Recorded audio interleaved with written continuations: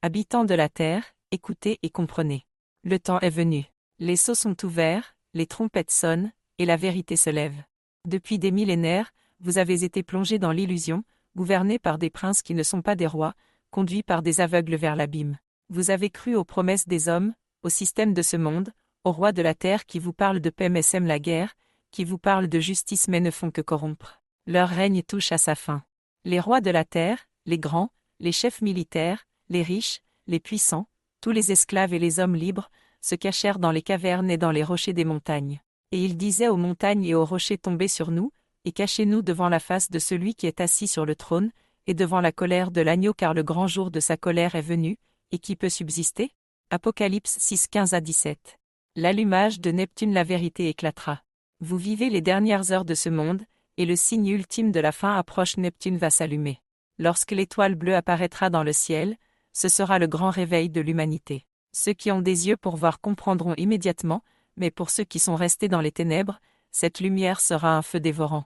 Je regardai, et il tomba du ciel une grande étoile, ardente comme un flambeau, elle tomba sur le tiers des fleuves et sur les sources des eaux. Le nom de cette étoile est Absinthe et le tiers des eaux fut changé en absinthe, et beaucoup d'hommes moururent par les eaux, parce qu'elles étaient devenues amères. Apocalypse 8, 10, 11.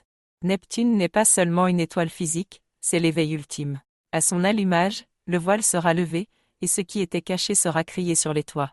Les imposteurs seront démasqués, les faux prophètes tomberont, les systèmes s'écrouleront. Il n'y aura plus de délai. Apocalypse 10, 6. L'année de grâce est la dernière séparation.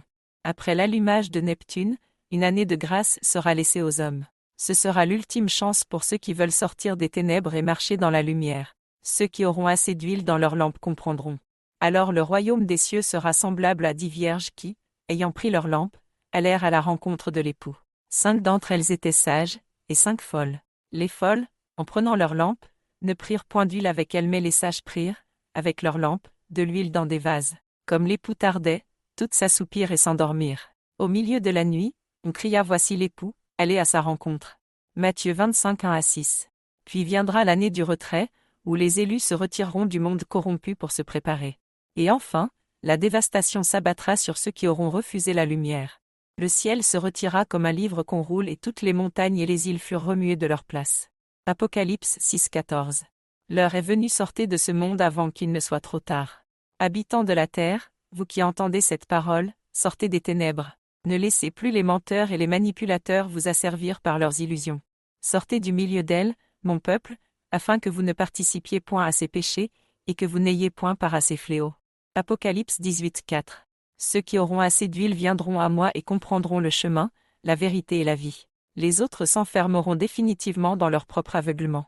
Le monde va s'écrouler, car il est bâti sur le sable. Seuls ceux qui ont bâti sur le roc de la vérité résisteront à la tempête. Encore un peu de temps, la lumière est au milieu de vous. Marchez pendant que vous avez la lumière, afin que les ténèbres ne vous surprennent point. Jean 12, 35. Bientôt, Neptune s'allumera, et ce sera le point de non-retour. Que celui qui a des oreilles entende.